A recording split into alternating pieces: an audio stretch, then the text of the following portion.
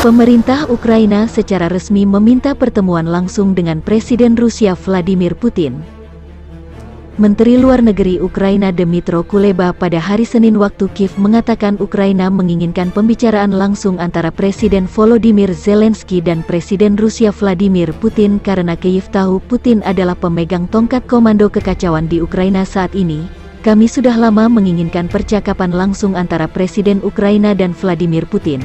Karena kami semua mengerti bahwa dialah yang membuat keputusan akhir, terutama sekarang, katanya dalam siaran langsung televisi dikutip Tribun Timur dari Reuters. Presiden kami tidak takut pada apapun, termasuk pertemuan langsung dengan Putin, tambah Kuleba. Jika Putin juga tidak takut, berarti pertemuan antara dua kepala negara bisa berlangsung, kata Kuleba.